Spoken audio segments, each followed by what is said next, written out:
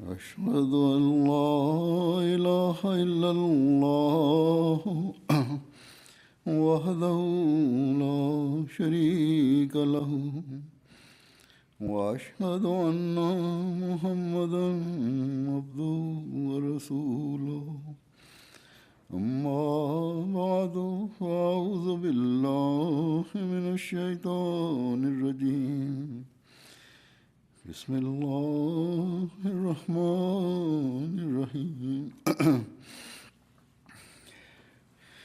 الحمد لله رب العالمين الرحمن الرحيم مالك يوم الدين إياك نعبد وإياك نستعين اهدنا الصراط المستقيم صراط الذين أنعمت عليهم غير المغضوب عليهم ولا الضالين.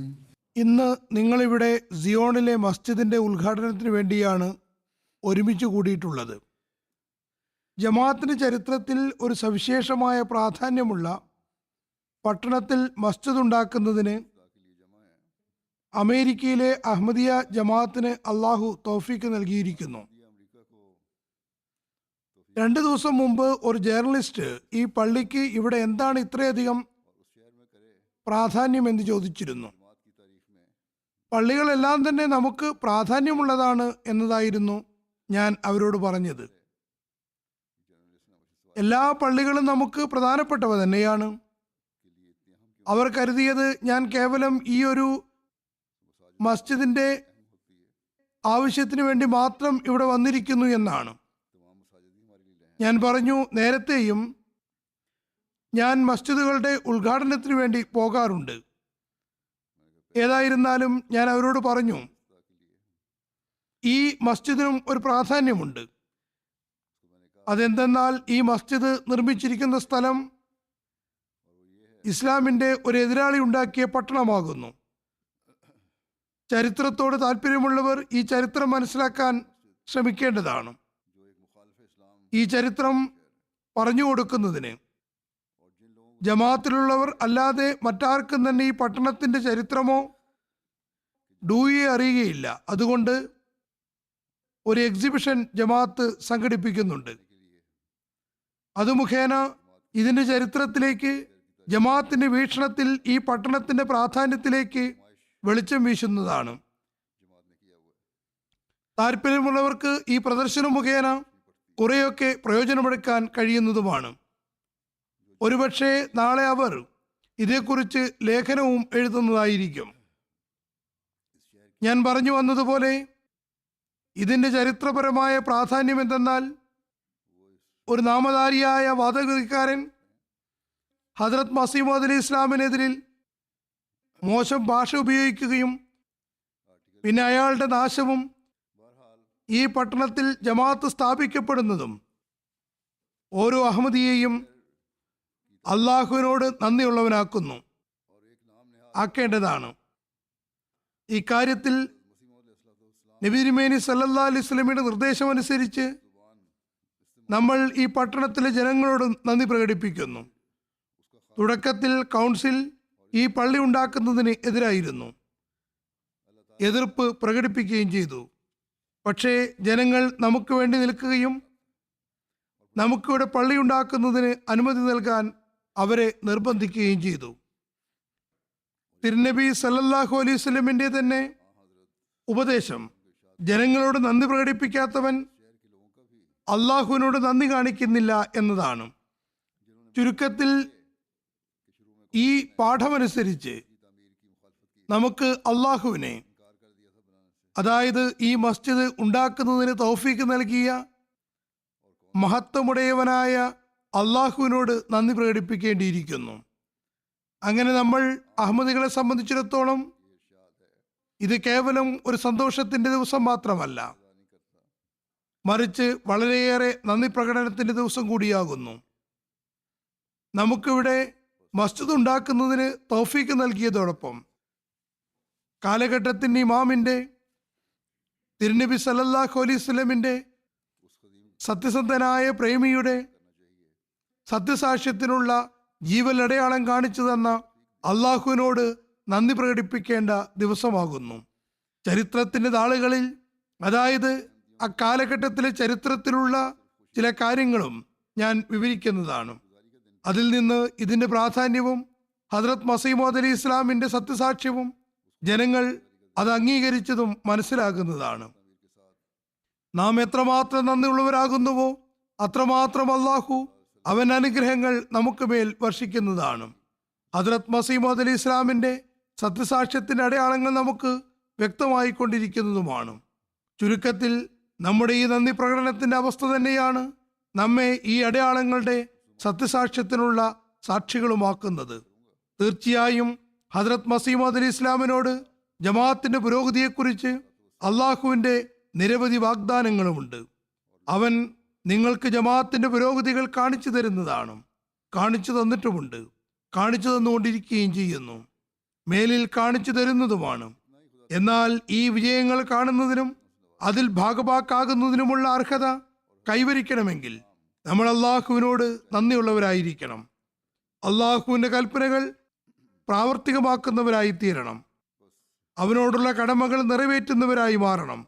നിരവധി വാഗ്ദാനങ്ങൾ നാം നമ്മുടെ ജീവിതത്തിൽ പൂർത്തിയായതായി കാണുന്നു. അള്ളാഹു അതിൻ്റെ സമയങ്ങളിൽ ഓരോ വാഗ്ദാനവും പൂർത്തിയാക്കുന്നതിൻ്റെ കാഴ്ചകൾ കാണിച്ചു തന്നുകൊണ്ടിരിക്കുന്നു. ഇത് വാഗ്ദാനങ്ങൾ പൂർത്തിയാക്കുന്ന കാഴ്ചയല്ലെങ്കിൽ മറ്റെന്താണ്? ഇന്നേക്ക് 120 വർഷം മുമ്പ് ഹദ്രത്ത് മസീഹ് മൗഊദ് അലൈഹി സ്വലാത്തു വസ്സലാം, ഒരു വ്യാജവാദി അഥവാ ഇസ്ലാമിൻ്റെ ശത്രു നശിക്കുമെന്ന പ്രവചനം അള്ളാഹുവിൽ നിന്ന് അറിയിപ്പ് കിട്ടിയതനുസരിച്ച് പ്രഖ്യാപിക്കുകയുണ്ടായി. ഇന്ന് അയാളുടെ പട്ടണത്തിൽ അതേക്കുറിച്ച് അയാൾ വിളംബരപ്പെടുത്തിയത് ക്രിസ്ത്യാനിയാകാതെ ഒരു മുസ്ലിമിനും തന്നെ ഇവിടെ പ്രവേശിക്കാൻ പോലും സാധ്യമല്ല എന്നായിരുന്നു. അവിടെ ജമാഅത്തിന് മസ്ജിദ് ഉണ്ടാക്കാൻ തൗഫീക്ക് ലഭിച്ചിരിക്കുന്നു. ഇതാണ് അള്ളാഹുവിൻ്റെ പ്രവൃത്തി. ഒരു കോടിപതിയെ, ഭൗതികമായി അന്തസ്സും ആഭിജാത്യവും ഉണ്ടായിരുന്ന ഒരാളെ അള്ളാഹു വ്യാജനാക്കിക്കൊണ്ട് ഇല്ലാതാക്കി. പഞ്ചാബിലെ ഒരു ചെറിയ ഗ്രാമത്തിൽ വസിച്ചിരുന്ന തൻ്റെ വരിഷ്ഠദാസന്റെ വാദഗതിയെ അത് ഇസ്ലാമിൻ്റെ പുനരുജ്ജീവനവുമായി ബന്ധപ്പെട്ടതായിരുന്നു. ലോകത്തിൻ്റെ 220 രാഷ്ട്രങ്ങളിൽ മുഖരിതമാകുന്നതിനുള്ള സംവിധാനമൊരുക്കി.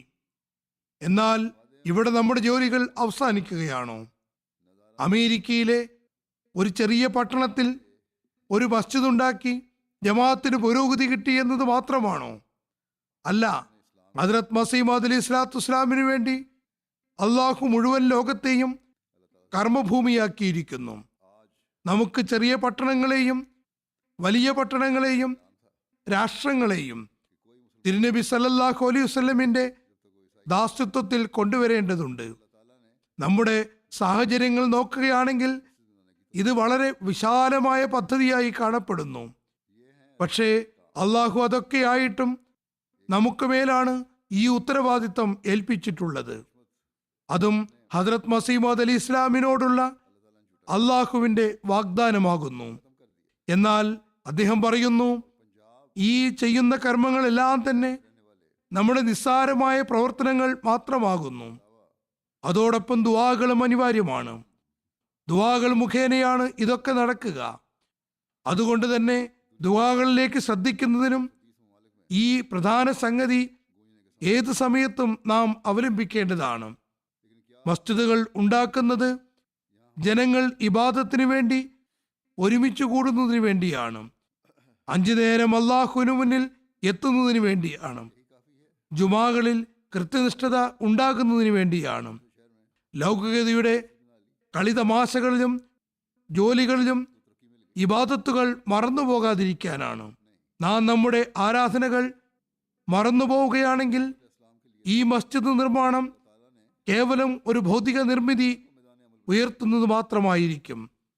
ലോകത്തോട് നാം ഇവിടെ ഒരു പള്ളി ഉണ്ടാക്കി എന്ന് പറയുന്നുണ്ടാകും. എന്നാൽ നമ്മുടെ കർമ്മങ്ങൾ അള്ളാഹുവിനു മുന്നിൽ മസ്ജിദിന്റെ അനുഗ്രഹങ്ങൾ സ്വായത്തമാക്കാൻ അർഹതയുള്ളതായി തീരണം. അങ്ങനെ നമുക്ക് ഹസ്രത്ത് മസീമോദ് അലി ഇസ്ലാമിൻ്റെ സഹായികളിൽ ഭാഗഭാക്കാകാൻ കഴിയണം. ആ മഹാത്മാവ് പറയുന്നു, നിങ്ങൾ നിരന്തരം പ്രാർത്ഥനകൾ മുഖേന എൻ്റെ സഹായികളാകുവിൻ. അങ്ങനെയായാൽ നമുക്ക് അല്ലാഹുവിൻ്റെ അനുഗ്രഹങ്ങൾ എത്രയും വേഗം പൂർത്തിയാകുന്നതായി കാണാൻ കഴിയുന്നതാണ്. ചുരുക്കത്തിൽ ഇന്ന് നമ്മിലെ ഓരോരുത്തരും ദുആകൾ സ്വീകാര്യോഗ്യമായി തീരാൻ ഇബാദത്തുകൾ ജീവിതത്തിൻ്റെ ഭാഗമാക്കേണ്ടിയിരിക്കുന്നു. തങ്ങളുടെ കുട്ടികൾക്കും ഇബാദത്തിൻ്റെ ശീലമുണ്ടാക്കുക. അള്ളാഹു പറഞ്ഞു തന്ന രീതി അനുസരിച്ച് തങ്ങളുടെ നമസ്കാരങ്ങളെ മനോഹരമാക്കി തീർക്കുക. ആത്മാർത്ഥമായി അള്ളാഹുവിന് മുന്നിൽ കുനിയുക. അവനോട് കൂടുതൽ വിജയങ്ങൾക്ക് വേണ്ടി യാചിക്കുക. ഇതെല്ലാം ലഭിക്കുകയും പിന്നെ അള്ളാഹുവിൻ്റെ അനുഗ്രഹങ്ങൾ വർഷിക്കുകയും ചെയ്യുന്നത് കാണാൻ കഴിയുന്ന ആളുകൾ നമുക്കിടയിലെ എത്ര വലിയ സൗഭാഗ്യവാന്മാരായിരിക്കും. നാം നമ്മുടെ ഇബാദത്തുകളുടെ നിലവാരം ഉയർത്തുകയാണെങ്കിൽ, ദീനിന് ദുനിയാവിനേക്കാൾ മുന്തിക്കുകയാണെങ്കിൽ, അള്ളാഹു ഹദ്രത്ത് മസീമോദ് അലി ഇസ്ലാമിനോട് ചെയ്തിട്ടുള്ള വാഗ്ദാനങ്ങൾ നമ്മുടെ ജീവിതത്തിൽ തന്നെ പൂർത്തിയാകുന്നത് നാം കാണുന്നതാണ്. ചുരുക്കത്തിൽ നമുക്ക് നമ്മുടെ അവസ്ഥകളിലേക്ക് ശ്രദ്ധ തിരിക്കേണ്ടത് അനിവാര്യമാകുന്നു. ഈ വികസിത രാഷ്ട്രങ്ങളിൽ വന്നുകൊണ്ട് നാം ഭൗതികതയിൽ ആണ്ടുപോകരുത്. കഴിഞ്ഞ കുറച്ചു കാലമായി പുതിയ അസൈലിമിന് അപേക്ഷിച്ചിട്ടുള്ള ആളുകളും ഇവിടെ വന്നിട്ടുണ്ട്. ഏതായിരുന്നാലും ഭൗതികതയിൽ ആണ്ടുപോകരുത്. ഇവിടെ ഉണ്ടാകുന്ന ഓരോ പുതിയ മസ്ജിദും ഒരു നവോന്മേഷവും ആവേശവും അള്ളാഹുമായിട്ടുള്ള ബന്ധവും നമുക്കുള്ളിൽ ഉണ്ടാക്കാൻ പര്യാപ്തമായി ആകണം. അള്ളാഹു തൻ്റെ വാഗ്ദാനങ്ങൾ പൂർത്തിയാക്കുക തന്നെ ചെയ്യും. നമ്മുടെ കർമ്മങ്ങൾ കാരണം അത് പൂർത്തിയാകുന്നത് വൈകരുത്. അതല്ലെങ്കിൽ നമ്മളല്ലാതെ മറ്റാരെങ്കിലും മുഖേന അത് പൂർത്തിയാകാൻ ഇടവരരുത്. നമുക്ക് ശേഷം വരുന്നവർ മുഖേന അത് പൂർത്തിയാവുകയും നമ്മൾ അതിൽ നിന്ന് ഉപേക്ഷിക്കപ്പെട്ടവരും ആകരുത്. തിരുനബി സല്ലല്ലാഹു അലൈഹി വസല്ലമിനോട് ഇസ്ലാമിൻ്റെ വിജയത്തെക്കുറിച്ച് അള്ളാഹുവിൻ്റെ വാഗ്ദാനമുണ്ടായിരുന്നു. അള്ളാഹുവിന് നബി സല്ലല്ലാഹു അലൈഹി വസല്ലമിനേക്കാളും പ്രിയപ്പെട്ട മറ്റേത് നബിയാണ് ഉണ്ടായിരുന്നത് അല്ലെങ്കിൽ ഉള്ളത്? പക്ഷേ എന്നിട്ട് പോലും ബദർ യുദ്ധാവസരത്തിൽ തിരുനബി സല്ലല്ലാഹു അലൈഹി വസല്ലമയുടെ വിലാപവും വിനയവും ആർദ്രതയും ദുആകളും ഒരു ഉന്നത നിലവാരത്തിലായിരുന്നില്ലേ? എത്രമാത്രം തേങ്ങിക്കരഞ്ഞിരുന്നു എന്നാൽ നബി സല്ലല്ലാഹു അലൈഹി വസല്ലമിന്റെ മേലുണ്ടായിരുന്ന പുതപ്പ് കൂടെ കൂടെ ഉതിർന്നു വീഴുമായിരുന്നു. ഹദ്രത്ത് അബൂബക്കർ സിദ്ദീഖ് റളിയല്ലാഹു അൻഹു ചോദിച്ചു, യാ റസൂലല്ലാഹ്, വിജയത്തിന്റെയും പിന്തുണയുടെയും അള്ളാഹുവിന്റെ വാഗ്ദാനമുള്ളതല്ലേ? എന്നിരിക്കെ ഇത്രമാത്രം അസ്വസ്ഥത പ്രകടിപ്പിക്കുന്നത് എന്തിനു വേണ്ടിയാണ്? അപ്പോൾ നബി സല്ലല്ലാഹു അലൈഹി വസല്ലം പറഞ്ഞു, അള്ളാഹു പരാശ്രയരഹിതനാകുന്നു. വിജയങ്ങളിലും അന്തർലീനമായിട്ടുള്ള നിബന്ധനകൾ ഉണ്ടാകാം. അതുകൊണ്ട് അള്ളാഹുവിനോട് വിനയാന്വിതമായി കരഞ്ഞ് വിലപിച്ചുകൊണ്ട് സഹായമർത്ഥിക്കുക മാത്രമാണ് എൻ്റെ കർത്തവ്യം. പിന്നെ ശത്രുക്കളുടെ നിരന്തരമായ ആക്രമണങ്ങളും വിവിധ സന്ദർഭങ്ങളിലുണ്ടായ ആക്രമണങ്ങളും നഷ്ടമുണ്ടാക്കുന്നതിനുള്ള എല്ലാ പരിശ്രമങ്ങളും ഉണ്ടായിട്ടും ഏതാനും വർഷങ്ങൾ കഴിഞ്ഞപ്പോൾ തന്നെ അള്ളാഹു വിജയം നൽകി. ആ മഹത്തായ വിജയം അതിനു മുമ്പ് ചരിത്രത്തിൽ കാണാനോ കേൾക്കാനോ കഴിഞ്ഞിട്ടില്ല. ജീവദാഹികളായ ശത്രുക്കൾ മുസ്ലിങ്ങളായി എന്ന് മാത്രമല്ല, തിരുനബി സല്ലല്ലാഹു അലൈഹി വസല്ലമയുടെ അനുരാഗികളായി മാറി. തങ്ങളുടെ ജീവൻ തിരുനബി സല്ലല്ലാഹു അലൈഹി വസല്ലമിന് വേണ്ടി ത്യജിക്കുന്ന ജീവൽ ചിത്രങ്ങളായി മാറി. മാത്രമല്ല, തങ്ങളുടെ മൃതശരീരങ്ങളിലൂടെ കടന്നുപോയിക്കൊണ്ടല്ലാതെ ഒരു ശത്രുവിനും തിരുനബി സല്ലല്ലാഹു അലൈഹി വസല്ലമയുടെ അടുക്കിലേക്ക് എത്താൻ കഴിയുകയില്ലെന്ന് അവർ ലോകത്തിനു മുന്നിൽ കാണിച്ചു കൊടുത്തു. നിന്ദതയും ദൈന്യതയും മുദ്രവയ്ക്കപ്പെട്ടവരെ അള്ളാഹു നാമാവശേഷമാക്കി. ഹദ്രത്ത് മസീമോദ് അലി ഇസ്ലാം പറയുന്നു, അള്ളാഹുവിൽ വിലയം പ്രാപിച്ച ഒരു മഹാത്മാവ് ഉയർത്തിയ പ്രാർത്ഥനകളായിരുന്നു ഈ വിപ്ലവം സംജാതമാക്കിയത്. ചുരുക്കത്തിൽ ഇന്നും ദൈവത്തിൽ ലീനനായ ആ മഹാത്മാവിന്റെ സത്യദാസന്റെ ദുആകൾ തന്നെയാണ് യഥാസമയം പൂർത്തിയായി റസൂൽ തിരുമേനി സല്ലല്ലാഹു അലൈഹി വസല്ലമിന്റെ കാൽ ചുവട്ടിലേക്ക് ലോകത്തെ കൊണ്ടുവരിക. എന്നാൽ ഹദ്രത്ത് മസീമോദ് ഇസ്ലാം പറയുന്നു, ഞാനുമായുള്ള ബന്ധം വിളിച്ചു പറയുന്ന നിങ്ങളുടെ ദുആകളും കർമ്മങ്ങളും മുഖേന എന്നെ സഹായിക്കേണ്ടതാണ്. ഇന്ന് നമ്മൾ ഈ മസ്ജിദിന്റെ ഉദ്ഘാടനത്തിൽ ഇരിക്കുകയാണ്. ഇതിന്റെ പേര് ഫത്തഹെ അലീം എന്നാണ്. അതായത് മഹത്തായ വിജയത്തിന്റെ മസ്ജിദ് എന്നാണ് വെച്ചിട്ടുള്ളത്. ഈ പേര് ഹദ്രത്ത് മസീമദ് അലി ഇസ്ലാമിന്റെ ഇൽഹാമുകളുടെയും പ്രവചനങ്ങളുടെയും വെളിച്ചത്തിലാണ് വെച്ചത്. ആ മഹാത്മാവ് അള്ളാഹുവിൽ നിന്ന് ലഭിച്ച അറിയിപ്പനുസരിച്ച് ഡൂയിയുടെ നാശത്തെക്കുറിച്ച് പ്രവചിച്ചിട്ടുണ്ടായിരുന്നു. ആ മഹാത്മാവ് പറഞ്ഞു, മഹത്തായ വിജയമുള്ള ഈ അടയാളം ഉടൻ തന്നെ വെളിപ്പെടുന്നതാണ്. മാത്രമല്ല 15-20 ദിവസങ്ങൾക്കുള്ളിൽ തന്നെ അയാളെ അള്ളാഹു നശിപ്പിച്ചു എന്നും വളരെ ദയനീയമായി ഇല്ലാതാക്കിയെന്നും ലോകം കാണുകയുണ്ടായി. അതിനു മുമ്പ് അള്ളാഹു അയാളോട് എങ്ങനെയെല്ലാമാണ് പെരുമാറിയത് എന്നത് വിശദീകരണം അർഹിക്കുന്ന മറ്റൊരു വിഷയമാണ്. ഏതായിരുന്നാലും അയാളുടെ നാശത്തെക്കുറിച്ചുള്ള അടയാളത്തെക്കുറിച്ച് അള്ളാഹുവിൽ നിന്ന് അറിയിപ്പ് കിട്ടിയതനുസരിച്ച് ആ മഹാത്മാവ് മഹത്തായ വിജയമെന്ന് പ്രഖ്യാപിക്കുകയുണ്ടായി. ഇന്ന് അതിൻ്റെ അടുത്ത ചുവട് എന്ന നിലയ്ക്ക് ആ പട്ടണത്തിൽ നമ്മൾ മസ്ജിദ് ഉദ്ഘാടനം ചെയ്യുകയാണ്. അദ്ദേഹത്തിന് ഇൽഹാമിലെ ഒരു ഭാഗം ഏകദേശം 115 വർഷങ്ങൾക്ക് മുമ്പേ പൂർത്തിയായതായി നാം കണ്ടതാണ്. അതിൻ്റെ അടുത്ത ചുവട് ഇന്ന് പൂർത്തിയായതായി നാം കാണുന്നു. 115-120 വർഷങ്ങൾക്ക് മുമ്പ് അന്നുണ്ടായിരുന്ന പത്രങ്ങൾ അതെല്ലാം ഭൗതിക പത്രങ്ങളായിരുന്നു. അവർ ഹദ്രത്ത് മസീമദ് അലി ഇസ്ലാമിന്റെ വെല്ലുവിളി പ്രസിദ്ധീകരിക്കാൻ പത്രങ്ങളിൽ സ്ഥലം കൊടുത്തു. പിന്നെ അയാളുടെ നാശത്തെക്കുറിച്ചും വാർത്തകൾ നൽകി.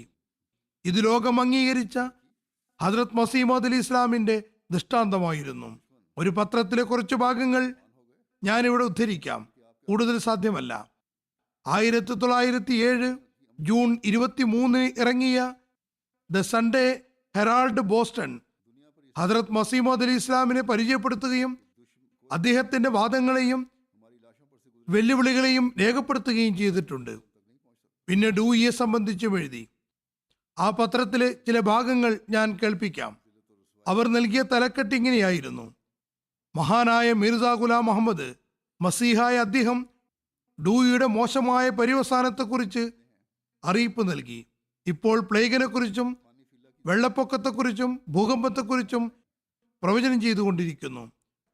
പത്രം പറയുന്നു, ആഗസ്റ്റ് മാസത്തിലെ 23 ദിവസങ്ങൾ കഴിഞ്ഞതേ ഉണ്ടായിരുന്നുള്ളൂ. ഇന്ത്യയിലെ കാദിയാനിലുള്ള മിർസ ഗുലാം അഹമ്മദ് ഏലിയാവിന്റെ രണ്ടാം വരവ് എന്ന് പറയുന്ന അലക്സാണ്ടർ ഡൂയിയുടെ മരണത്തെക്കുറിച്ച് പ്രവചിച്ചു. അത് കഴിഞ്ഞ മാർച്ചിൽ പൂർത്തിയായി. തുടർന്ന് പറയുന്നു, ഈ ഇന്ത്യക്കാരൻ ലോകത്തിന്റെ കിഴക്കൻ പ്രദേശങ്ങളിലും വളരെ വർഷങ്ങളായി പ്രസിദ്ധനാണ്. അദ്ദേഹം അവസാന കാലത്ത് വരേണ്ട സത്യമസീഹ് വന്നിരിക്കുന്നു എന്നും അത് താനാണെന്നും വാദിക്കുന്നു. ദൈവം അദ്ദേഹത്തിന് അന്തസ്സ് നൽകുകയും ചെയ്തു. അമേരിക്കയിൽ ആദ്യമായി അദ്ദേഹത്തെക്കുറിച്ച് ചർച്ചയുണ്ടാകുന്നത് 1903 മൂന്നാം ഏലിയാവുമായി ഉണ്ടായ അദ്ദേഹത്തിന്റെ സംവാദത്തിലൂടെയാണ്. ഡൂയിയുടെ മരണശേഷം ഈ ഇന്ത്യൻ നബിയുടെ പ്രസിദ്ധി ഉന്നതിയുടെ പാരമ്യത്തിലെത്തി. കാരണം അദ്ദേഹം ഡൂയിയുടെ മരണത്തെക്കുറിച്ച് പറഞ്ഞിട്ടുണ്ടായിരുന്നു. അതായത് മിർസ സാഹിബിന്റെ ജീവിതത്തിൽ തന്നെ അയാൾ വളരെ ദുഃഖത്തിലും പ്രയാസത്തിലും അകപ്പെട്ട് മരണപ്പെടുന്നതായിരിക്കും. തുടർന്ന് എഴുതുന്നു, മിസ്റ്റർ ഡൂയി എൻ്റെ മുബാഹല ആഹ്വാനം, അതായത് ഹദ്രത്ത് മസീഹ് ഇസ്ലാം പറയുന്നത് പോലെയാണ് എഴുതുന്നത്, സ്വീകരിക്കുകയാണെങ്കിൽ, പ്രത്യക്ഷത്തിലോ പരോക്ഷത്തിലോ എനിക്കെതിരെ നിൽക്കുകയാണെങ്കിൽ, ഞാൻ കണ്ടുകൊണ്ടിരിക്കെ തന്നെ വളരെ നിരാശയിലും ദുഃഖത്തിലും അയാൾ ഈ ലോകത്തോട് വിട പറയുന്നതാണ്. വീണ്ടും പറയുന്നു, മിസ്റ്റർ ഡൂയി ഈ മത്സരത്തിൽ നിന്ന് ഓടിയകലുകയാണെങ്കിൽ, നോക്കുക, ഞാൻ ഇന്ന്, അതായത് മസീമോദ് അലി ഇസ്ലാം പറയുന്നതായി എഴുതുന്നു, എല്ലാ അമേരിക്കക്കാരെയും യൂറോപ്യൻ നിവാസികളെയും സാക്ഷി നിർത്തിക്കൊണ്ട് പറയുന്നു, ഈ രീതിയും അയാളുടെ പരാജയമായി ഗണിക്കപ്പെടുന്നതാണ്. അത്തരമൊരവസ്ഥയിൽ അയാൾ ഇലിയാസാണെന്ന് വാദിക്കുന്നത് കേവലം ചതിയാണെന്നും വഞ്ചനയാണെന്നും പൊതുജനങ്ങൾ മനസ്സിലാക്കേണ്ടതാണ്. അയാൾ അങ്ങനെ മരണത്തിൽ നിന്ന് ഓടിയകലാൻ ആഗ്രഹിക്കുകയാണ്. വാസ്തവത്തിൽ ഇത്ര വലിയ മത്സരത്തിൽ നിന്ന് ഓടിപ്പോകുക തന്നെ ഒരു മരണമാകുന്നു. തീർച്ചയായും അറിഞ്ഞുകൊള്ളുക, അയാളുടെ സിയോൺ പട്ടണത്തിൽ ഉടൻ തന്നെ വളരെ വലിയ നാശമിറങ്ങുന്നതാണ്. ഈ രണ്ടവസ്ഥയിലൊന്ന് അയാളെ തീർച്ചയായും പിടികൂടും. ഇനി ഞാൻ ഈ വിഷയം ഇങ്ങനെ പ്രാർത്ഥിച്ചുകൊണ്ട് അവസാനിപ്പിക്കുകയാണ്. അല്ലയോ എല്ലാ കഴിവുമുള്ള സമ്പൂർണനായ നാഥ, എല്ലാ സമയത്തും പ്രവാചകന്മാർക്ക് മേൽ വെളിപ്പെടുകയും വെളിപ്പെട്ടുകൊണ്ടിരിക്കുകയും ചെയ്യുന്ന ദൈവമേ, നീ എത്രയും വേഗം ഡൂയിയുടെ കള്ളത്തരം വെളിപ്പെടുത്തിക്കൊണ്ട് തീരുമാനമുണ്ടാക്കണമേ. കാരണം ഇക്കാലഘട്ടത്തിൽ നിന്റെ ഒരു വിനീതദാസനെ, എന്നെപ്പോലെയുള്ള ഒരു മനുഷ്യനെ ആരാധിക്കുന്നതിൽ അകപ്പെട്ടുകൊണ്ട് നിന്നിൽ നിന്ന് അയാൾ ഒരുപാട് വിദൂരതയിൽ ആയിരിക്കുന്നു. തുടർന്ന് പത്രം എഴുതുന്നു, തുടക്കത്തിൽ ഡൂയി മധ്യേഷ്യയിൽ നിന്നുള്ള ഈ വെല്ലുവിളിയെ ഗൗനിച്ചതേയില്ല. എന്നാൽ 1903 സെപ്റ്റംബർ 26 തന്റെ സിയോൺ സിറ്റി പബ്ലിക്കേഷനിൽ എഴുതി, ജനങ്ങൾ എന്നോട് എന്തുകൊണ്ടാണ് ഈ കാര്യങ്ങൾക്ക് മറുപടി നൽകാത്തത് എന്ന് ചോദിക്കുന്നു. എന്നിട്ട് പറയുന്നു, ഈ ഈച്ചകൾക്കും കൊതുകുകൾക്കും ഞാൻ മറുപടി നൽകണമെന്നാണോ നിങ്ങൾ പറയുന്നത്? ഞാൻ എൻ്റെ കാലുകൾ അവയ്ക്ക് മേൽ വെച്ചാൽ അതെല്ലാം ചതഞ്ഞരിഞ്ഞു പോകുന്നതാണ്. അവയ്ക്ക് പറന്നു പോകാനും അങ്ങനെ ജീവിച്ചു പോകാനും ഞാൻ അവസരം കൊടുക്കുകയാണ്. ഒരിക്കൽ അയാൾ ഇങ്ങനെയും പറഞ്ഞു. അതിൽ നിന്ന് അയാൾക്ക് മിർസാ ഗുലാം അഹമ്മദിനെ കുറിച്ച് അറിയാമായിരുന്നു എന്ന് വ്യക്തമാണ്. അയാൾ മിർസാ സാഹിബിനെ നൗസുബില്ല വിവരദോഷിയായ മുഹമ്മദി മസീഹ് എന്ന് പരാമർശിച്ചിട്ടുണ്ടായിരുന്നു. 1903 ഡിസംബർ 12 എഴുതി, ഞാൻ ദൈവത്തിന്റെ പ്രവാചകനല്ലെങ്കിൽ ദൈവത്തിന്റെ ഭൂമിയിൽ മറ്റാരും തന്നെ അങ്ങനെയില്ല. തുടർന്ന് ജനുവരിയിൽ എഴുതി, എന്റെ ജോലി ജനങ്ങളെ കിഴക്കിൽ നിന്നും പടിഞ്ഞാറിൽ നിന്നും വടക്കിൽ നിന്നും തെക്കിൽ നിന്നും പുറത്തേക്ക് കൊണ്ടുവന്ന് അവരെ വിവിധ സിയോൺ നഗരങ്ങളിൽ പാർപ്പിക്കുകയാണ്. ഇത് മുസ്ലിങ്ങൾ നാമാവശേഷമാകുന്നതുവരെയും തുടരുന്നതാണ്. ദൈവം നമുക്ക് ആ സമയം കാണിച്ചു തരുമാറാകട്ടെ. ഇതാണ് ഡൂയി എഴുതിയത്. മറുഭാഗത്ത് ഹദ്രത്ത് മസീഹ് മൗഊദ് അലൈഹി ഇസ്ലാം അയാളെ ശക്തമായി വെല്ലുവിളിച്ചു. പത്രം തുറന്ന് എഴുതുന്നു, മിർസാ സാഹിബ് ശക്തമായ വെല്ലുവിളി ഉയർത്തിക്കൊണ്ട് പറഞ്ഞു, നമ്മളിൽ രണ്ടുപേരിൽ ആരാണോ വ്യാജവാദി അയാൾ ആദ്യം നശിക്കട്ടെ എന്ന് നിങ്ങൾ പ്രാർത്ഥിക്കുക. ഡൂയി മരണപ്പെടുന്ന അവസ്ഥയിൽ അയാളുടെ കൂട്ടുകാർ അയാൾ ഉപേക്ഷിച്ചു പോയിക്കൊണ്ടിരുന്നു. അയാളുടെ അവസ്ഥ ദയനീയമായിരുന്നു. അയാൾ പക്ഷാഘാതം, ബുദ്ധിമാന്ദ്യം തുടങ്ങിയ രോഗങ്ങളിൽ അകപ്പെട്ടു. അയാൾക്ക് വളരെ ദൈന്യമായ മരണമാണുണ്ടായത്. അതോടൊപ്പം സിയോൺ പട്ടണവും അന്ധഛിദ്രങ്ങളാൽ നശിച്ചൊടുങ്ങി. മിർസാ സാഹിബ് മുന്നോട്ട് വന്നു. അദ്ദേഹം വളരെ വ്യക്തമായ ഭാഷയിൽ പറഞ്ഞു, താൻ ഈ വെല്ലുവിളി പ്രവചനത്തിൽ വിജയിച്ചിരിക്കുന്നു. എല്ലാ സത്യാന്വേഷികളെയും സത്യം സ്വീകരിക്കാൻ ക്ഷണിക്കുകയാണ് എന്നും അദ്ദേഹം വിളംബരപ്പെടുത്തി. അദ്ദേഹത്തിന്റെ അമേരിക്കൻ എതിരാളികൾക്ക് മേൽ ഭവിച്ച ആപത്തിനെ ദൈവിക പ്രതികാരത്തോടൊപ്പം ദൈവിക നീതിയുടെ അടയാളമായും സമർപ്പിച്ചു. ഒരു അനുയായി പറയുന്നു, ശത്രുവിന്റെ മരണത്തെ സന്തോഷിക്കേണ്ട കാര്യമില്ല. ഡൂയിയുടെ ജീവിതത്തിലെ ചില പ്രത്യേക കാര്യങ്ങളിലേക്ക് സൂചിപ്പിക്കേണ്ട ആവശ്യവുമില്ല. ഇത്തരം കാര്യങ്ങൾ ഞങ്ങളുടെ മനോമുഖരത്തിൽ നിന്ന് വളരെ വിദൂരമാകുന്നു. ഞങ്ങൾ യാഥാർത്ഥ്യങ്ങൾ അതിന്റെ ഉദ്ദേശങ്ങൾക്ക് വേണ്ടിയും കൂടുതൽ സത്യം വെളിപ്പെടുന്നതിന് വേണ്ടിയും പ്രസിദ്ധീകരിക്കുകയാണ്. മരിച്ചവരുടെ തിന്മകൾ പറയാൻ അനുമതി നൽകാത്ത പരിശുദ്ധ മതമാണ് ഇസ്ലാം. എന്നാൽ യാഥാർത്ഥ്യത്തെ മറച്ചു വെക്കണം എന്നല്ല. സമൂഹത്തിന്റെ ആവശ്യത്തിന്, മനുഷ്യത്വത്തിന്റെ സത്യതയ്ക്ക് അള്ളാഹുവിന് വേണ്ടിയാകുമ്പോൾ അത് വെളിപ്പെടുത്തേണ്ടതാണ്. തുടർന്ന് ആ അഹമ്മദി ഉദ്ധരിച്ചുകൊണ്ട് എഴുതുന്നു, ഡൂയിക്ക് മേൽ ആപത്തുകൾ ഇറങ്ങുകയുണ്ടായി. അവസാനം അയാളുടെ അകാല മരണത്തിൽ ദുഃഖവും ആപത്തുകളും അള്ളാഹു ഇറക്കിയതാണ്. അങ്ങനെ തന്റെ തീരുമാനം വെളിപ്പെടുത്തുകയുണ്ടായി. അതേക്കുറിച്ച് അവൻ തന്റെ പ്രവാചകന് ഈ സംഭവം ഉണ്ടാകുന്നതിനേക്കാൾ 3-4 വർഷം മുമ്പേ തന്നെ പറഞ്ഞു കൊടുത്തിരുന്നു. ഇത് ഒരു പത്രത്തിന് ഉദാഹരണം മാത്രമാണ് കാണിച്ചത്. തീർച്ചയായും ഇതൊരു വിജയമായിരുന്നു. ഹദ്രത്ത് മസീഹ് മൗഊദ് അലൈഹി ഇസ്ലാമിന്റെ സത്യസാക്ഷ്യത്തിനുള്ള തെളിവായിരുന്നു. ഇന്നും അത് തെളിവാണ്.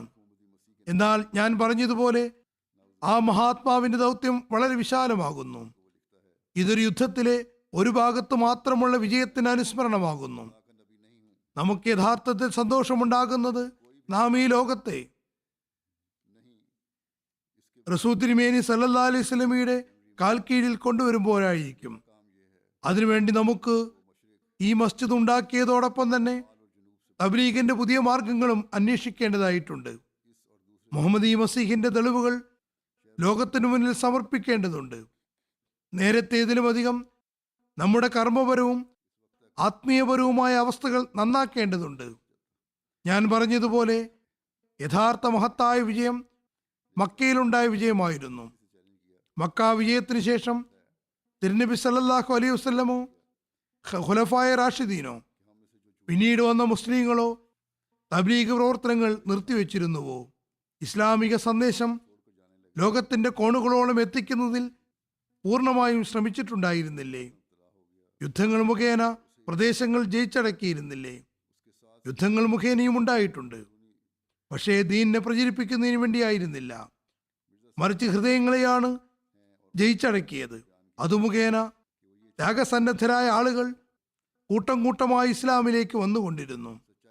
ആയതിനാൽ ഹദ്രത്ത് മസീഹ് അലൈഹി ഇസ്ലാം മുഖേന ലഭ്യമായ വിജയത്തെ തുടർച്ചയായ തബ്ലീഗും ദുആകളും മുഖേന സ്ഥായിയായി നിലനിർത്തേണ്ടത് അനിവാര്യമാണ്. ഹദ്രത്ത് മസീഹ് അലൈഹി ഇസ്ലാമിനെ അംഗീകരിച്ചവർ ആദ്യത്തിൽ വന്നവരുമായി ചേർന്ന അവസാനത്തെ കാലത്തെ ആളുകളാകുന്നു. എന്നിരിക്കെ ആദ്യമുണ്ടായിരുന്ന ആളുകൾ തബ്ലീഗ് നിർത്തിവെച്ചിരുന്നുവോ? തങ്ങളിൽ ആത്മീയവും ഭൗതികവുമായ പുരോഗതിയിൽ നിന്ന് പിന്തിരിഞ്ഞുവോ? അവർ ഇബാദത്തുകളുടെ നിലവാരം കുറച്ചിട്ടുണ്ടായിരുന്നുവോ? മുസ്ലിങ്ങളിൽ ഇതൊക്കെ ഉണ്ടായിരുന്നിടത്തോളം ഇസ്ലാം പുരോഗതി പ്രാപിച്ചുകൊണ്ടിരുന്നു. ഭൗതികത ആധിപത്യം പുലർത്താൻ തുടങ്ങിയപ്പോഴാണ് മുസ്ലിങ്ങൾ ക്ഷയിച്ചു തുടങ്ങിയത്. തക്വയുടെ നിലവാരം താഴ്ന്നുകൊണ്ടിരുന്നു. എന്നാൽ ഖിയാമത്ത് വരെയും ഈ ദീനിനെ നിലനിർത്താമെന്നതും പ്രബലത നൽകുമെന്നതും അതിനുവേണ്ടി അവസാന കാലത്ത് വാഗ്ദത്ത മഹദി മസീഹിനെ അയക്കുമെന്നതും അള്ളാഹു തിരുനബി സല്ലല്ലാഹു അലൈഹി വസല്ലമിനോട് ചെയ്ത വാഗ്ദാനമായിരുന്നു. അങ്ങനെ വാഗ്ദത്ത മസീഹിനെ അയച്ചു. അദ്ദേഹം ലോകത്തിന് തന്റെ ആഗമനത്തെക്കുറിച്ച് അറിയിപ്പ് നൽകി. സംവിധാനങ്ങളൊന്നുമില്ലാതിരുന്നിട്ടും യൂറോപ്പിലും അമേരിക്കയിലും ലോകത്തിന്റെ വിവിധ നാടുകളിലും അദ്ദേഹത്തിന്റെ സന്ദേശമെത്തി. ഡൂയിയുടെ കാര്യത്തിൽ അതെത്രമാത്രം പ്രൗഢിയോടുകൂടിയാണ് എത്തിയത് എന്നതും നാം കണ്ടുകൊണ്ടിരിക്കുന്നു. അദ്ദേഹം മുഖേന അള്ളാഹു ഇസ്ലാമിന്റെ പുനരുജ്ജീവനത്തിന് വിത്ത് വിതച്ചത് വളരെ മഹത്തായ രീതിയിൽ ലോകത്ത് പരക്കുകയും പുഷ്പിക്കുകയുമാണ് ചെയ്തുകൊണ്ടിരിക്കുന്നത്. അള്ളാഹു അദ്ദേഹത്തോട് ഒരുപാട് വാഗ്ദാനങ്ങൾ ചെയ്തിട്ടുണ്ട്. അള്ളാഹു ഇൽഹാമിലൂടെ പറഞ്ഞു, അള്ളാഹു നിന്നെ ഉപേക്ഷിക്കുന്നവനല്ല. അള്ളാഹു നിനക്ക് അനിതര സാധാരണമായ അന്തസ്സ് നൽകുന്നതാണ്. ജനങ്ങളല്ല, ഞാനാണ് നിന്നെ സംരക്ഷിക്കുക. ഇങ്ങനെ നിരവധി വാഗ്ദാനങ്ങൾ അള്ളാഹു അദ്ദേഹത്തോട് ചെയ്തിട്ടുണ്ടായിരുന്നു. ജമാഅത്തിന്റെ 133 വർഷത്തെ ചരിത്രം എങ്ങനെയാണ് അള്ളാഹു തന്റെ വാഗ്ദാനങ്ങൾ പൂർത്തീകരിച്ചത് എന്നതിനുള്ള സാക്ഷ്യമാകുന്നു. ഇന്ന് ജമാഅത്ത് ലോകത്തിലെ 220 രാഷ്ട്രങ്ങളിൽ പരന്നിരിക്കുന്നു. ഈ സന്ദേശം എത്തിക്കുന്നതിനുള്ള സംവിധാനവും അള്ളാഹു തന്നെയാണ് ചെയ്തത്. ലോകം ഇന്ന് മിർസാ ഗുലാം മുഹമ്മദ് ഖാദിയാനിയെ വാഗ്ദത്ത മഹദി മസീഹ് എന്ന നിലയിലാണ് മനസ്സിലാക്കുന്നത്. അദ്ദേഹം എല്ലാ എതിരാളികളെയും പോരിന് ക്ഷണിക്കുകയുണ്ടായി. അവർ ഓടി രക്ഷപ്പെടുക എന്നതല്ലാതെ മറ്റൊരു മാർഗവും ഉണ്ടായിരുന്നില്ല. അതല്ലെങ്കിൽ അള്ളാഹു അവരെ നശിപ്പിക്കുകയാണ് ഉണ്ടായത്. തീർച്ചയായും പ്രവാചകന്മാരുടെ ജമാഅത്തുകൾക്കെതിരിൽ എതിർപ്പുകൾ ഉണ്ടായിക്കൊണ്ടിരിക്കും. എന്നാൽ ശത്രുക്കൾ ആഗ്രഹിച്ചത് കരഗതമാകുന്നില്ല. ഇത് തന്നെയാണ് അഹമ്മദിയ ജമാഅത്തിനോടും ഉണ്ടായിക്കൊണ്ടിരിക്കുന്നത്. അഹമ്മദിയ ജമാഅത്തിനെ ഇല്ലാതാക്കാൻ വേണ്ടി ശത്രുക്കൾ എല്ലാ സംവിധാനങ്ങളും കഴിവുകളും തീക്ഷ്ണമായി ഉപയോഗപ്പെടുത്തിക്കൊണ്ടിരുന്നു. ഇന്നും അങ്ങനെ ചെയ്തുകൊണ്ടിരിക്കുന്നു. ദുർബല വിശ്വാസികൾക്ക് അത് മുഖേന കാല് ഇടറിപ്പോകുന്നുമുണ്ട്. എന്നാൽ ഒരാൾ പോകുമ്പോൾ അള്ളാഹു ആയിരങ്ങളെ നൽകുന്നു. അതുകൊണ്ട് നാം ആത്മാർത്ഥമായ വാദഗതിയുള്ളവരാണെങ്കിൽ ഹസ്രത്ത് മിർസാ ഗുലാം മുഹമ്മദ് ഖാദിയാനി റസൂൽ തിരുമേനി സല്ലല്ലാഹു അലൈഹി വസല്ലം പ്രവചിച്ച അതേ വാഗ്ദത്ത മഹദി മസീഹാണെന്ന് നാം വിളംബരപ്പെടുത്തുന്നുവെങ്കിൽ പിന്നെ നാം നമ്മുടെ കഴിവുകൾ മുഴുവനും ഹദ്രത്ത് മഹദി മസീഹിന്റെ സഹായികളാകുന്നതിന് വേണ്ടി വിനിയോഗിക്കേണ്ടതായി വരും. സഹാബാക്കൾ കാണിച്ച മാതൃകകൾ നമുക്ക് കാണിക്കേണ്ടതായി വരും. മുസ്ലിങ്ങളെ ഒരു ദീനിൽ ഒരുമിച്ച് കൂട്ടി അവർക്കുള്ളിലെ അനാചാരങ്ങളെ വിഭാടനം ചെയ്യേണ്ടതായിട്ടുണ്ട്.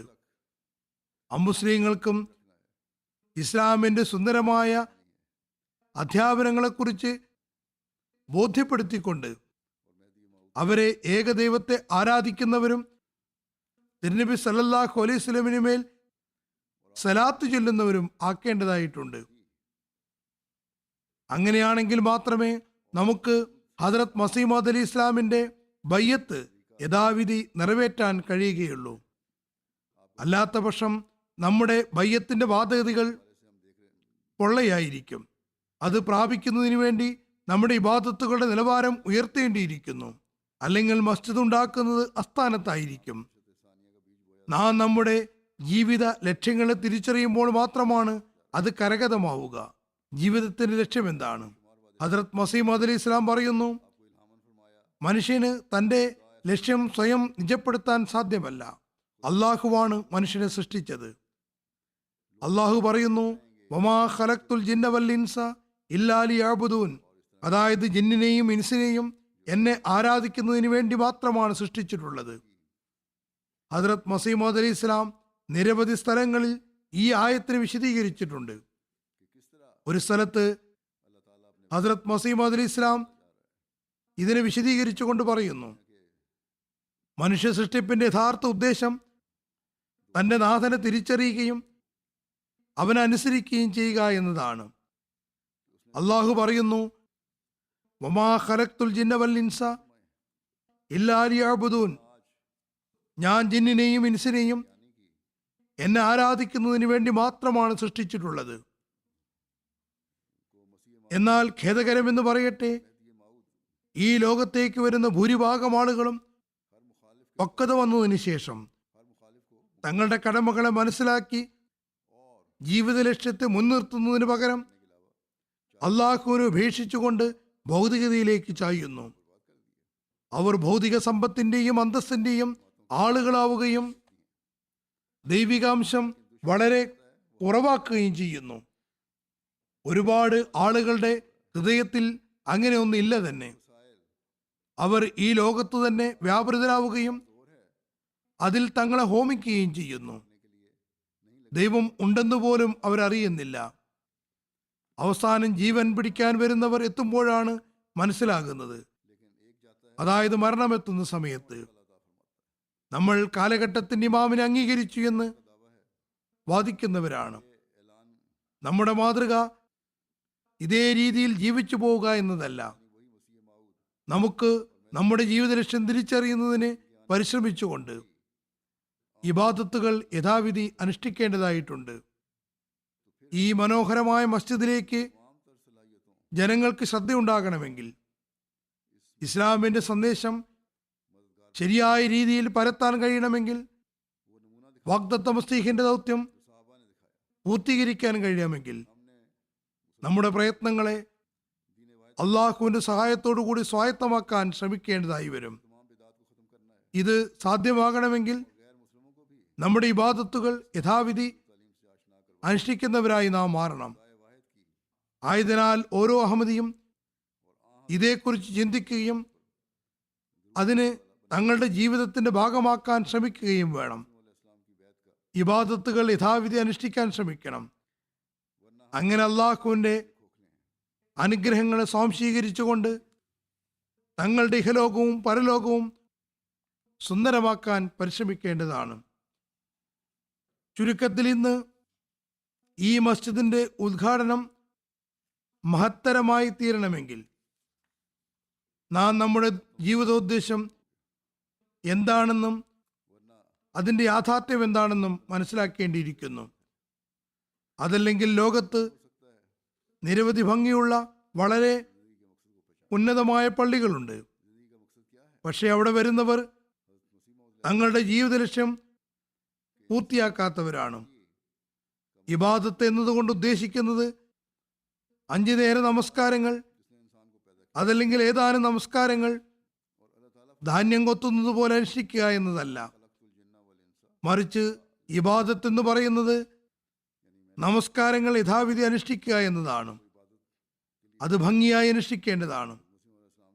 റസൂൽ തിരുമേനി സല്ലല്ലാഹു അലൈഹി വസല്ലം ഒരു വ്യക്തിയോട് 3-4 തവണ നമസ്കരിക്കുന്നതിന് വേണ്ടി കൂടെ കൽപ്പിക്കുകയുണ്ടായി.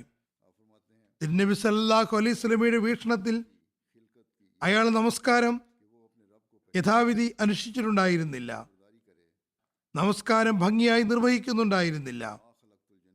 ചുരുക്കത്തിൽ നമസ്കാരങ്ങൾ യഥാവിധി അനുഷ്ഠിക്കുകയാണെങ്കിൽ അള്ളാഹുവിന്റെ സാമീപ്യം കരസ്ഥമാകുന്നതാണ്.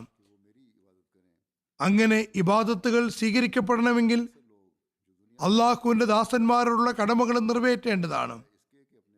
ജനങ്ങളുടെ അവകാശങ്ങളെ ധ്വംസിക്കുന്നവരെ കുറിച്ച് അള്ളാഹു പറയുന്നു, അവരുടെ നമസ്കാരങ്ങൾ അവരുടെ നാശത്തിന് ഹേതുവാകുന്നു, അത് അവരുടെ മുഖത്തേക്ക് എറിയപ്പെടുന്നതാണ്.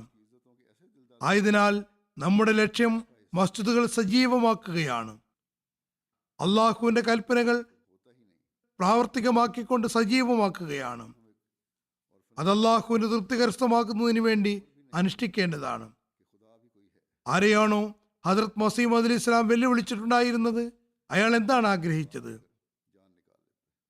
അയാൾ മതത്തിന്റെ പേരിൽ ഈ ലോകത്ത് തന്റെ ഭരണം ആഗ്രഹിക്കുകയായിരുന്നു. അതിനുവേണ്ടി അയാൾ ഈസാ നബിയുടെ പേര് ഉപയോഗിക്കുകയായിരുന്നു. ഞാനിപ്പോൾ പത്രത്തിന്റെ ഉദ്ധരണികളിൽ നിന്ന് കേൾപ്പിച്ചതുപോലെ മുഹമ്മദ് മസീഹിനോട് ഞാൻ ഇങ്ങനെ ചെയ്യും അങ്ങനെ ചെയ്യുമെന്നെല്ലാം വലിയ വീരവാദം മുഴക്കി. എന്നാൽ ഹദ്രത്ത് മസീഹ് മൗഊദ് അലൈഹി ഇസ്ലാം അയാളെ പ്രാർത്ഥനയുടെ രംഗത്തേക്ക് വെല്ലുവിളിച്ചപ്പോൾ അയാളുടെ പര്യവസാനം പ്രകടമായി. ലോകം എല്ലാ ഭാഗത്തു നിന്നും ഡൂയിയുടെ നിന്ദ്യതയും ദൈന്യതയും കണ്ടു. അതെത്രമാത്രം പ്രകടമായ അടയാളമായിരുന്നുവെന്നാൽ പത്രങ്ങൾ പോലും അത് അംഗീകരിച്ചു. അതല്ലാതെ അവർക്ക് മറ്റു മാർഗങ്ങളില്ലായിരുന്നു. മിർസാ ഗുലാം മുഹമ്മദിനെ മഹാൻ അഥവാ ഗ്രേറ്റ് എന്ന് പ്രഖ്യാപിക്കാൻ അവർ നിർബന്ധിതരായി. എന്നാൽ ഈ മഹത്തായ വിജയത്തിന്റെ സന്തോഷത്തിൽ നാം അതിന്റെ സ്മരണയ്ക്ക് വേണ്ടി ഒരു മസ്ജിദ് ഉണ്ടാക്കിയാൽ മതിയോ? ഞാൻ പറഞ്ഞതുപോലെ അങ്ങനെയാണോ സന്തോഷിക്കേണ്ടത്? നമ്മൾ ഹദ്രത്ത് മസീഹ് മൗഊദ് അലൈഹി ഇസ്ലാമിന്റെ ദുആയുടെ ഫലങ്ങളാണ് കഴിച്ചതും കഴിച്ചുകൊണ്ടിരിക്കുന്നതും. പക്ഷേ ഹദ്രത്ത് മസീഹ് മൗഊദ് അലൈഹി ഇസ്ലാം തന്നെ അംഗീകരിക്കുന്നവരോടും ഇതേ മാർഗത്തിൽ പദമൂന്നാൻ ഉപദേശിച്ചിട്ടുണ്ട്. അത് അള്ളാഹുവുമായി ബന്ധമുണ്ടാക്കുന്നതിനുള്ള മാർഗങ്ങളാകുന്നു. ഹദ്രത്ത് മസീഹ് മൗഊദ് അലൈഹി ഇസ്ലാം കേവലം നാശത്തെക്കുറിച്ചുള്ള ഒരു വെല്ലുവിളി മാത്രമല്ല നടത്തിയത്, മറിച്ച് ഇസ്ലാമിന്റെ മഹത്വത്തിന് വേണ്ടിയാണ് ആ വെല്ലുവിളി ഉയർത്തിയത്. ലോകത്തെ ഇസ്ലാമിക പതാകയ്ക്ക് കീഴിൽ കൊണ്ടുവരുന്നതിന് വേണ്ടിയാണ് അങ്ങനെ ചെയ്തത്. അത് നൽകാനുണ്ടായ കാരണം മുഹമ്മദ് മസീഹിന്റെ ഭരണത്തെ ലോകത്ത് സ്ഥാപിക്കുന്നതിന് വേണ്ടിയാണ്. അത് മുഹമ്മദ് റസൂലുള്ളാഹി സ്വല്ലല്ലാഹു അലൈഹി വസല്ലമയുടെ പതാകയെ ഉയർത്തിക്കൊണ്ട് ഏകദൈവത്തിന്റെ ഭരണം ലോകത്ത് സ്ഥാപിക്കുന്നതിന് വേണ്ടിയായിരുന്നു.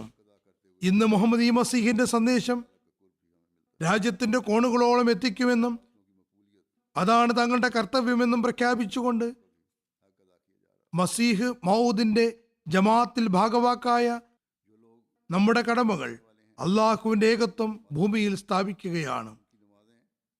ഈ കർത്തവ്യം പൂർത്തിയാകണമെങ്കിൽ നമുക്ക് അള്ളാഹുമായുള്ള ബന്ധം സജീവമാക്കേണ്ടതായി വരും, തഖ്വയിൽ മുന്നേറേണ്ടതായി വരും. ഹദ്രത്ത് മസീഹ് മൗഊദ് അലൈഹി ഇസ്ലാം പറയുന്നു, നമ്മുടെ ജമാഅത്തിന് പ്രത്യേകിച്ചും അവർ തങ്ങളെ ദൈവനിയോഗിതനാണെന്ന് വാദിക്കുന്ന ഒരാളുമായി ചേർത്ത് പറയുന്നതിനാൽ സവിശേഷമായ തഖ്വ ആർജിക്കേണ്ടത് അനിവാര്യമാണ്. എങ്കിൽ മാത്രമേ അവർ അകപ്പെട്ടിട്ടുള്ള വിദ്വേഷത്തിന്റെയും വെറുപ്പിന്റെയും ശിർക്കുകളുടെയും ഭൗതിക ചായ്വുകളുടെയും അത്യാപത്തുകളിൽ നിന്ന് അവർക്ക് തങ്ങളെ രക്ഷിക്കാൻ കഴിയുകയുള്ളൂ. ചുരുക്കത്തിൽ നമ്മുടെ ഉള്ളിൽ പരിശുദ്ധി ആർജിക്കേണ്ടതും അനിവാര്യമാണ്. നമുക്കുള്ളിൽ ഈ പരിശുദ്ധി ഉണ്ടാകുമ്പോൾ തഖ്വയുണ്ടാകുന്നതാണ്. പിന്നെ ലോകം അടയാളങ്ങൾക്ക് മേൽ അടയാളങ്ങൾ വെളിപ്പെടുന്നത് കാണുമാറാകും. ഈ സ്ഥാനം തന്നെയാണ് വിജയങ്ങളുടെ കൂടുതൽ വഴികൾ തുറന്നു തരുന്നത്. ഇൻഷാ അല്ലാഹ് ഈ അവസ്ഥയിൽ മഹത്തായ വിജയങ്ങളുടെ യാഥാർത്ഥ്യം നമുക്ക് കാണാൻ കഴിയുന്നതാണ്. അല്ലയോ മുഹമ്മദ് മസീഹിന്റെ ദാസന്മാരെ, ഓരോ വിജയത്തിന്റെ അടയാളവും നമ്മുടെ ഉള്ളിൽ ഒരു വിപ്ലവം സംജാതമാകാൻ നിമിത്തമാകണം. നിങ്ങൾ ശപഥം ചെയ്യുവിൻ, ഇന്നത്തെ ദിവസം നമ്മൾക്കുള്ളിൽ ഒരാത്മീയ വിപ്ലവം ഉണ്ടാകുന്ന ദിവസമായിരിക്കും. നമ്മുടെ മക്കൾക്കും തലമുറകൾക്കും വേണ്ടി ആത്മീയ വിപ്ലവത്തിന്റെ ദിവസമായി മാറേണ്ടതാണ്. അതല്ലാതെ ഡൂയിയുടെ നാശത്തെക്കുറിച്ചോ ഈ നാട്ടിലുള്ള ആളുകൾ ഡൂയിയെക്കുറിച്ച് അറിയാതിരുന്നത് കൊണ്ടോ നമുക്ക് എന്ത് പ്രയോജനം കിട്ടാനാണ്? നമ്മൾ അവർക്ക് ഈ കാര്യങ്ങൾ അറിയാത്തത് പറഞ്ഞു കൊടുത്തത്. അതുകൊണ്ട് പ്രയോജനമുണ്ടാകണമെങ്കിൽ ഈ മഹത്തായ വിജയം പൂർത്തിയാകുന്നത് മുഖേന നമ്മുടെ ഉള്ളിലും ഒരു വിപ്ലവം ഉണ്ടാകണം. ഒരു മഹത്തായ വിപ്ലവം സംജാതമാകണം. നമ്മുടെ രാജ്യക്കാരും ലോകം മുഴുവനും ഹദ്രത്ത് മുഹമ്മദ് റസൂലുള്ളാഹി സ്വല്ലല്ലാഹു അലൈഹി വസല്ലമിന്റെ ദാസ്യത്വത്തെ തങ്ങളുടെ കഴുത്തുകളിൽ അണിയണം. അള്ളാഹുവിന്റെ ഏകത്വത്തിന്റെ വക്താക്കളായി മാറണം. അതിനുവേണ്ടി ത്യാഗങ്ങൾ വരിക്കാൻ തയ്യാറാകണം. അള്ളാഹു നമുക്കും നമ്മുടെ തലമുറകൾക്കും ഈ സ്ഥാനം കരസ്ഥമാക്കാൻ തൗഫീക്ക് നൽകുമാറാകട്ടെ. ഈ മസ്ജിദിനെ സംബന്ധിച്ച് ഇവർ എഴുതിയിട്ടുള്ള വിശദീകരണങ്ങൾ ഉണ്ട്. അത് പിന്നീട് നിങ്ങൾക്കറിയാനും കഴിയുന്നതാണ്. ചില കാര്യങ്ങൾ ഞാൻ വിവരിച്ചു കഴിഞ്ഞു.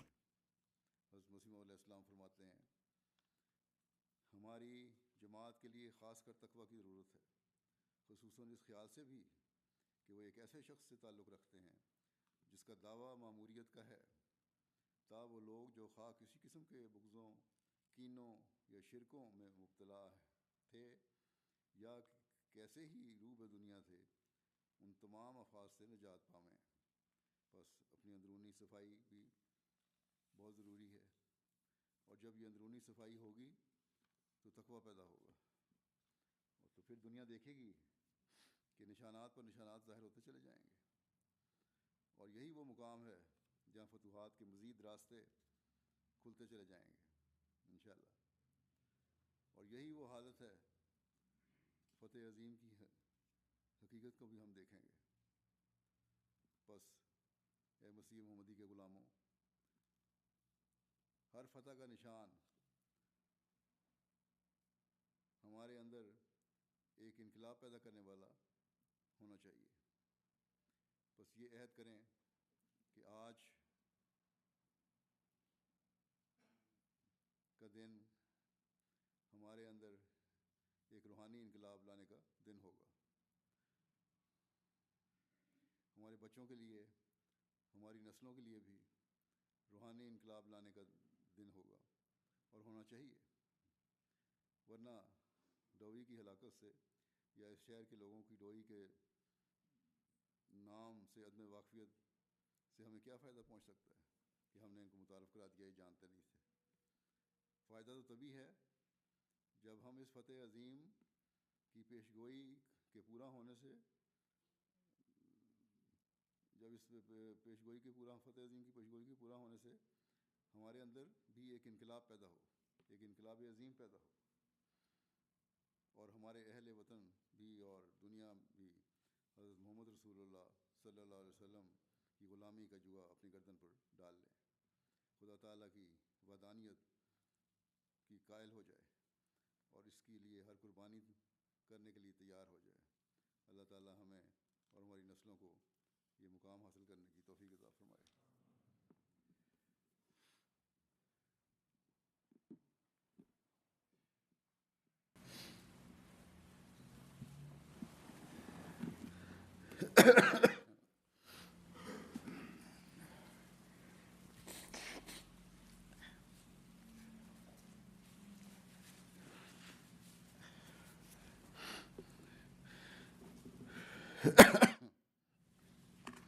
الحمد للہ.